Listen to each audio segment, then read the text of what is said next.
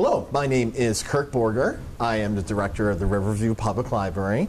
And today we have Robert Kirk, who is a veteran of the Korean War. He is a resident of Riverview. He lives at Atria King Haven, which is on King Road. And Mr. Kirk, Robert Kirk, is a veteran of the Korean War. And I would like to thank you very much for coming in today. Welcome. My first question to you is, where and when were you born? Born February the 12th, 1930, in Lincoln Park, Michigan, on Coolidge Ave. Coolidge Avenue. What were your parents' occupations? My mother was taking care of kids, and my dad at that time was doing what I said he was doing. I don't know where he went. Oh, he had a tire vulcanizing place in Lincoln Park. I don't know if it was on 4th Street or Dix.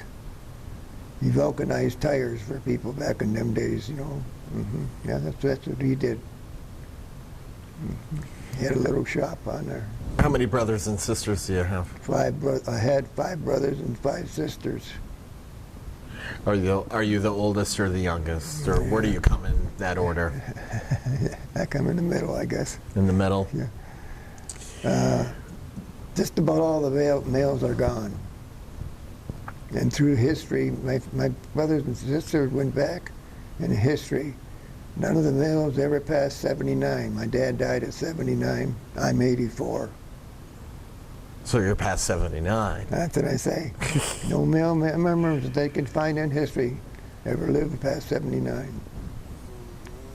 You went to school. How long did you go to school for? 5th grade. 5th grade. Okay. Now, why did you stop in 5th grade? I stopped in 5th grade because I had to stay home and take care of the children.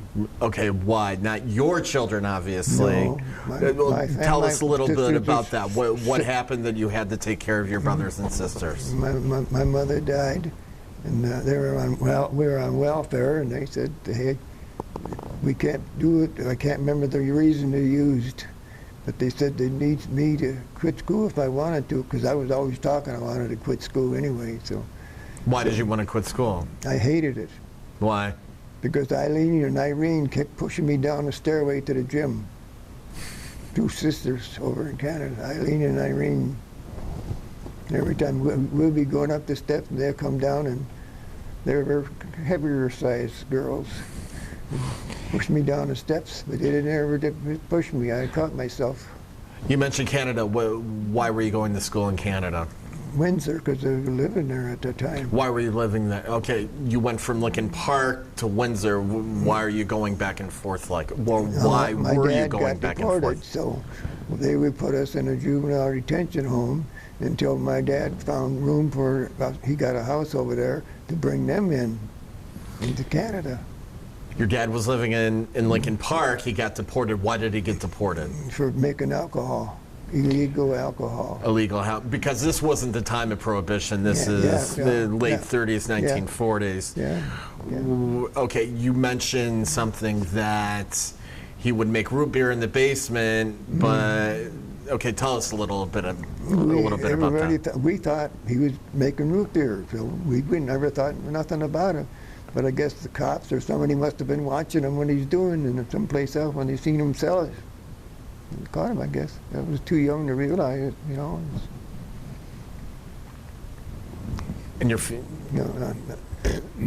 excuse me. Your family gets deported to Canada. How long were you in Canada for? No, I lived over there quite a while. Lived in a lot of different towns up there. Worked at different places up there.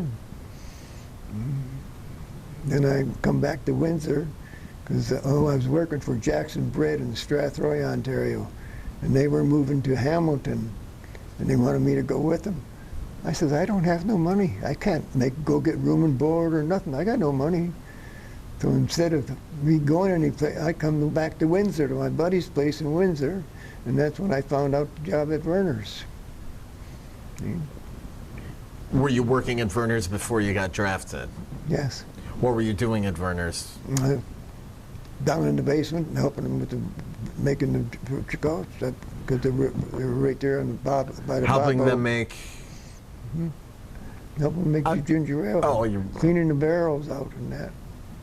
Put it in wooden barrels and age it in wood. You know, that's yeah. How old were you when you got drafted? 21.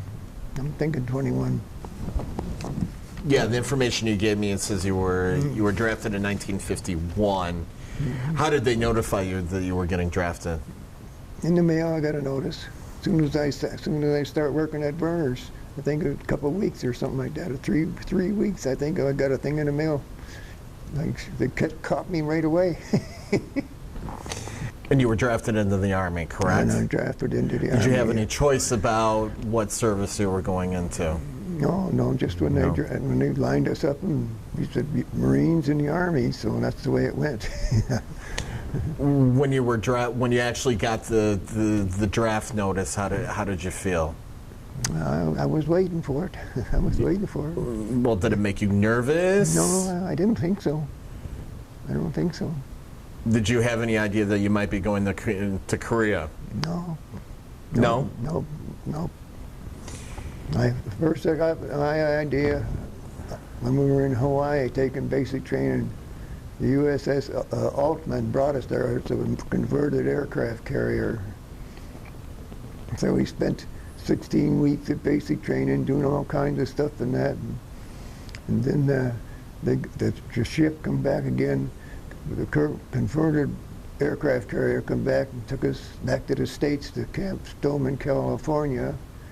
And then they said get us a week vacation home before we go to Hawaii, before we go to Korea.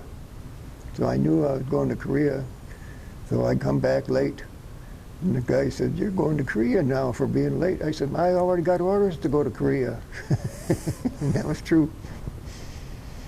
So anyway, we got the USS Breckenridge, took us over to Japan, and we got on a train through Japan to the other side of Japan.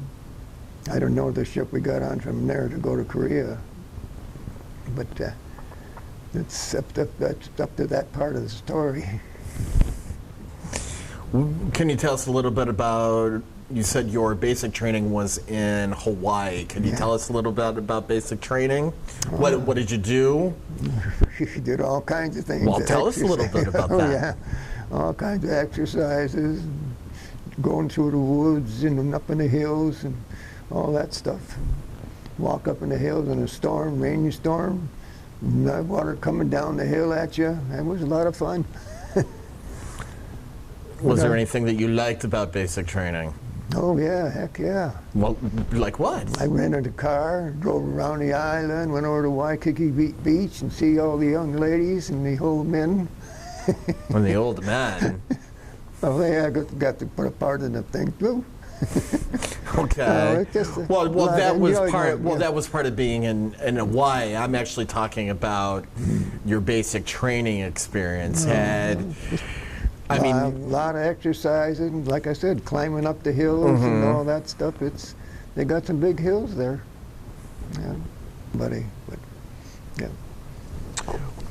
What unit were you in? What division? 31st Infantry Regiment of the 7th Division. What were you trained as? Army combat. Infantryman? Infantryman. Did you have any specialized training? No. No? No. After your basic training in Hawaii, where did you go? I got to, they come out of there on the Hawaii, on the USS Altman, which was a converted aircraft carrier, and they give us a week vacation. And I stayed over a week, and I was at Camp Stoneman, California, and I couldn't get no pass or nothing, so I was walking around. There, this black guy was standing there. I said, "How, buddy? How you doing?" He said, "I'm not doing so good." I said, "What's wrong?" He said, "I got no money, and I want to go drink some beer with the rest of the guys." So I gave him some money. I didn't know how much. I had no idea. But then I got on a streetcar and went up.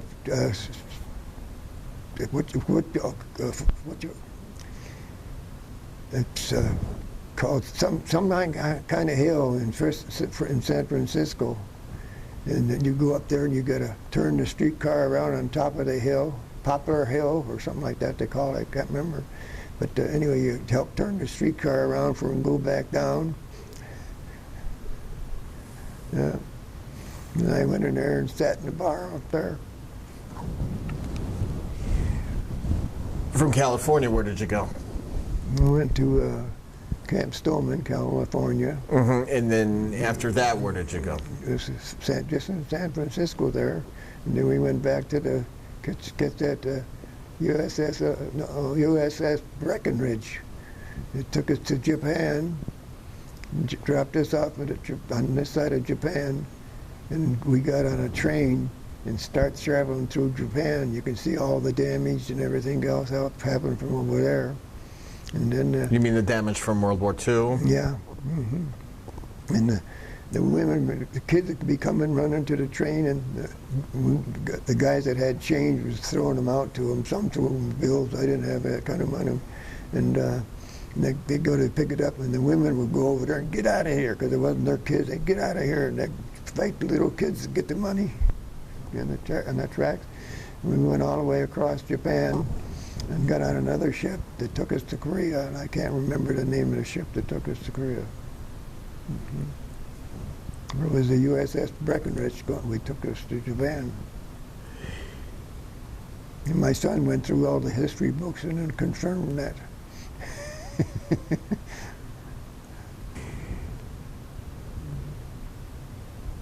You went from Hawaii, then back to California, then they shipped you to Japan, then they shipped you to Korea. All during this time, how did you stay in contact with your family and friends? I more or less just wrote to my brother that lived in Dearborn Heights at the time, because I can't write. I can't, even before I got wounded, I can't write good. I was a terrible writer. I hated school. Yeah. What, leading up to when you went to Korea, what were your feelings? Did you know you were going to go into combat? No, I figured going to Korea, I figured naturally I'm going to be in combat. And what were your feelings? Do you remember feeling apprehensive, nervous? I was probably nervous, but I don't know. You weren't particularly scared, it sounds like. No. I learned that afterwards. You learned what afterwards? Being scared. Okay, well, let's talk about that a little bit. Yeah, okay. What you learned to be scared after you had been there a while? Tell us a little bit about that. The first time I was out there in the firing range, and they were all firing at us and that, and we were taking cover and all that stuff. But the next time, we were sent out on a post in front of the troops to more or less stop the enemy before they get to the main body. And we were out there, and then one guy had a little jar of gasoline because it was so cold. He said, I would like this. Let it. There was about 23 of us or something like that out there. He said, light it up, we'll get warm. And no sooner they lit that up, they start throwing mortar shells at us. And that's where I first got hurt. The mortar shell, I got shrapnel from that right in the stomach. And I was worried after that a lot. You got injured in the stomach. How severe was the injury? Oh, you want to see it? Well, no, we don't need to see it. It's okay. I got a hole in my stomach. Oh, there. you did. How long did you were wounded? And where, obviously they evacuated you. Where did they evacuate you to? I was wounded there, and I got to tell you about that. Okay. They put us in a spot and say, stay here, somebody will come and get you. They take you to the aid station. So we stayed there, and pretty soon everything started falling around them, everything else. And I said, I'm getting out of here. I asked them which way is the aid camp, and they said that way. So on the way out of there, I found 3 burp guns on the ground behind us. They shouldn't have been in front of us, not behind us. So anyway, I got up to the aid station, and they took care of me and all that. Then I'm going back to camp, because I said, I got to get back to camp to see who the guys are, you know. So I started back to camp, and a chaplain stopped me on the road. He said, soldier, you don't have a hat on. I said, I don't have one. So he took his helmet off, gave me the helmet, and he kept the inner part by himself. And here I am going back from front, like this here. No pant legs, they're all tore off of me, you know. Why were they tore off? When I got the mortar shell. Okay. Yeah, they were all tore off, and at the aid station, they just pick you, treat you, and that was it. Everything was too busy, you know. So I walked back to camp like that. And I said, everybody should have got me a picture. It didn't. But anyway, that wasn't funny, but actually, to me, I thought that was funny. I'm going back, my bare legs, and the helmet bouncing on my head. But I overcome it. Did you, after you went to the aid station, I mean, did you have to get your injury fixed up even more? Yeah. Okay, well, tell us a little bit about that. Well, I laid on the bed and they just did what they had to do. And you mean they sit you back up? Yeah. Okay. Yeah. How long were you injured? How long were you in the hospital for? Yeah, not a whole day. Not a whole day. Oh, okay. And then I went up the front. And then they said, "Why do you want to go up there?" Because all my friends are up there. I said, "Well, I stay there." So I went up to the front. You mentioned all your friends were up there. Mm-hmm. And I hear this from many veterans, is that even though they're injured, one of the feelings that they have is wanting to be back with their friends, even if it's even if it's on the front lines and you're in danger. Is that the kind of way you felt? Mm-hmm. Yeah. I got back there, and I think that night they had tents set up for Michigan, Illinois, and different places where the guys could sleep with their neighbors, more like, you know. So anyway, I went in there and went to sleep. In the middle of the night, I woke up and yelled, "Snake, snake, snake!" And the guy next to me went like this here in the middle of the night, and just was swinging his arm over to hit me, and I thought it was a snake. So I woke everybody in the camp up. Yeah, it's funny. I couldn't sleep in Michigan. Nobody was there, so I slept with the Illinois with my sergeant. Yeah. You were in Korea approximately for a year and a half. This was in July. In July. Yeah. Mm-hmm. Yeah.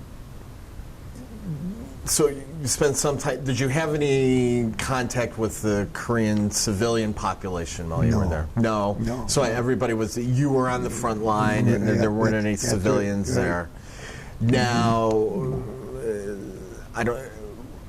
When you had served, had the Chinese invaded by that time? Mm-hmm. Yeah. Okay. Yes. So who were you up against? Was it mostly North Koreans or was it Chinese? At first it was North Koreans, until the Marines start pushing into China territory. Then all hell broke loose then.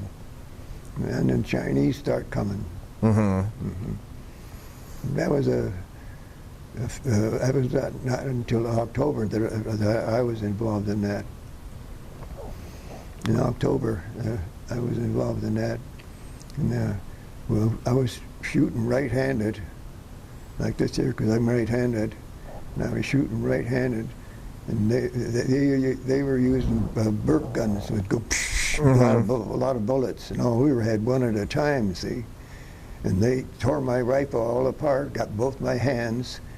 Not my face, not my head, nothing else. And I said, man, am I ever lucky? Not a scratch on me, just my hands. And to this day, I thank God. Yeah, and I'm really serious. When you say that you were in a firefight and so they hit your rifle and they hit your hands, basically. Yeah. So is that the second time you were injured? That's the second time and last time. That time they took me out and shipped me back on the outside of the airplane. You know, the basket on the outside of the airplane, and took me back to Busan, Korea. You mean on a helicopter or an airplane? Yeah, helicopter. Helicopter, yeah. And from there they took me Kobe, Japan, and to pick up people and drop off people. And then he met a doctor named, I think it was Johnson, and he said to come back at Ford Hospital in Detroit. He said, I want to see what's going on. My wife and I did go there one time, but I never thought about looking him up or nothing, so anyway. How long were you in Japan? Just dropping off people and picking up people. No, I meant for your injury. No, I wasn't for injury. We were on the way to stateside. We stopped in Japan, then we stopped at Wake Island, and we stopped at Hawaii. Oh, this was on your way home? Yeah, I come back to the States because they couldn't do nothing for me there. And then they flew all the way across Michigan to Washington, outside of Washington, D.C., then up to Valley Forge Hospital, where they start working on my hands. That's where they started. So both hands were injured? Oh, yeah. What? Yeah. Okay. That's, it was one hand. Okay, so it looks like your left hand was injured more than the right one. This is my stomach right here. Okay, tell us a little about that. What do you mean? They shot the index finger off. This is the index finger. Made it into a thumb. A thumb. You know, and it was stowed here. I was there. I don't know how many months I was there, going back and forth from Michigan to Valley Forge, Pennsylvania. But there was a lot of stories coming out of that, too. What do you mean? Well, tell us one. Well, this one time we're coming home, and there was a snowstorm. And we're going down the freeway, down on the highway, and all of a sudden the back lane we were in backed up. I had a black person was driving me. And so anyway, we stopped, and because it was all backed up, and the Greyhound bus was coming up the other side of the road. And we got out of the car, and we stopped him. He can't go no further because there's a load of steel coming up the other side of the road. So we thought that was kind of funny. And the bus driver was really mad because he wanted to keep going. And then we told him, no, you won't get through. Well, he had to back all the way up back in the line again. So. And then there's all kinds of little things happen. I went to Norristown, Pennsylvania, the clock bar, and I had a black fellow with me, and they come over and said, no, you can't come in here. I said, what do you mean? What state was this in? It's in Pennsylvania. It's in Pennsylvania. Norristown, Pennsylvania, and then clock bar. And he said, no, you can't stay here. I said, okay. He says, come on. Was he in the military as well? Yeah. Okay. We were both in bandages. And so he said, come on through the kitchen. So he gave us each 3 bottles of beer out the back door. A lot of little stories like that to pick up. But when you were in the combat zone, obviously you hadn't had anybody shoot at you before, and then you said you were scared, and then until and you said you got scared after you were hit in the stomach. Right. Now, but you went back into combat. I mean, were you still scared? How did you feel? Especially when you heard all the Marines got killed. Mm-hmm. When the Chinese can't come against them, and they killed a whole mess of Marines. We didn't want no part of it. And that was Chosin. I can't forget. I think. No, it was the Chosin Reservoir. It was. It happened in the winter. Yes. Yeah. Mm-hmm. No, but this was a different one. Oh, a different one? Yeah. Oh, okay. Marines got it quite bad all the time. Right. They like the Marines. I'm going to tell you something. I got a letter through the mail from the governor of the president of South Korea, thanking me for aid over there. But the letter was written a long time ago. So I figured it must have been delivered to Bus and Jean, because that's who I wrote to all the time, my brother and his wife. But then they died, and they had 2 daughters, so I figured maybe one of their daughters found it and put it in the mailbox. That's the only thing I can think how I got that letter. But I don't know how I really got it, so I just thought they got it, but I don't communicate them. I don't even know where they live. Yeah.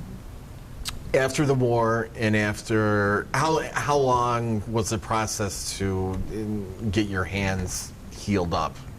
Oh, I'm still actually still ain't healed. Okay, yeah, I understand that, Yeah, but yeah, well, I can do things. I can play baseball, or like that. okay. How about this question? So you get fixed up, or as much as they can. Yeah. Did you go back to work at Verner's? What did you do? No, when I first got back, I went back to Verner's and got the salesman, and he got me a new car. He got the salesman had cars, so they go to the stores, get orders. Next day, the pop is delivered by truck drivers. So I was allowed to take the car home even after I got married.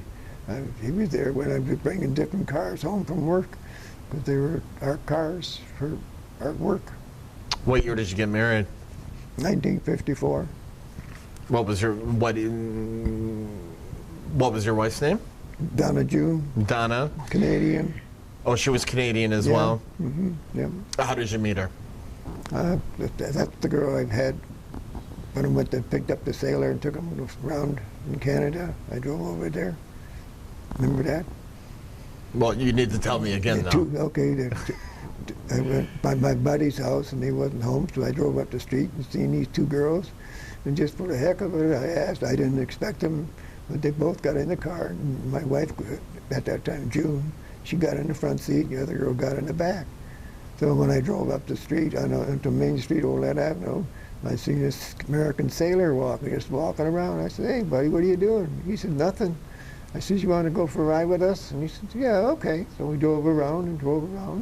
Eventually come over to my brother's house in Dearborn and left there and dropped him off. Because I asked him, how long you been in the Great Lakes? He says, I said, you've been in the Navy, how long were you? Where were you been at? He said, I never got out of the Great Lakes. So I was trying to learn where he'd been at. He just stayed in the Great Lakes, that's all. And that's how you met your wife, was just driving around? Yeah. She was from Canada, and then when you got married, but both of you lived in, where were you living at the time that you got married? At my brother's house. Then we got married. We bought a house on Champaign Street in Taylor. And my daughter's living there right now. One of my daughters. And then Verner's moved. Yeah. Did you stayed in the area? Yeah. Did you get a new job, and what was it? My brother had a job as driving a truck for the beer company. So I helped him on a truck in the beer company for a while there. Then somebody said, from Verner's told me, hey, they're hiring at the post office. I said, yeah, okay. So I went over Joy Road in Southfield to the post office and signed up. And he drove me there because he had a potato chip route. So anyway, 2 weeks later or something like that, I got a card in the mail from the post office to come in for an interview. So I went over there, got hired, and the other guy never got hired. And his wife was really mad at me because I got the job. I was in the service, see. I got the job. He wasn't in the service, so naturally I figured I was just lucked out for being in the service. So. How long did you work for the post office? I don't remember. I know I got a lot of plaques at home showing me how good I was. They said I was real good at the Joe Louis thing on the east side one time. I did real good there. I don't even remember being there. What did you do with the post office? Deliver mail. You delivered mail? With truckloads, even take it into Canada. Go to all the suburbs. Mostly out of the main old post office, the airport there. When did you retire? I don't remember. I'm guessing probably in the 80s. Well, okay, Yeah. how about, let me rephrase the question. How long have you been retired? How long I've been retired, Bob? Let's say 25 years, probably. I raised six kids, married in 54. Raised 6 kids. How many sons and daughters do you have? I didn't say grandkids. Okay, how many children do you have? 4 boys and 2 girls. There we go. Okay. Yeah. How many grandchildren do you have? Nope. I have no idea. After this weekend, I can tell you, because my daughter from Kentucky is coming down on the 29th, so. Do you stay in contact with anybody that you served with? I was with one person, but Kish was his name. He lived in Dearborn off of Michigan Avenue. And he got me, I think, 3 books with stories about Vietnam. I mean, about, not Vietnam. Korea. It's okay. Yeah. But he gave me them books and that.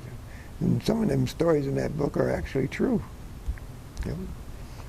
I got a red box right in there where my outfit was, and we were in action, the 7th Division, 1st Infantry Regiment.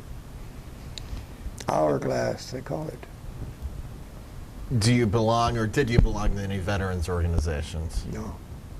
I tried to, but they told me that, because I thought I was a member, and they told me that they went to got a hold of Washington, D.C., and they said, you don't belong. That's the one over here now. And the last question, let me ask you, how do you think your experience in Korea or being a soldier in general impacted your life? I think it impacted my life really good. How so? Just feels like it. I feel good. I went through there and didn't get killed or nothing. The other guys, I've seen a lot of guys getting killed, and I got some wounds on me. It don't mean that nothing. Did it change your life from when you were 19 years old, 20 years old when you went in? Heck yeah. Do you feel it made you older or wiser? I'm wiser.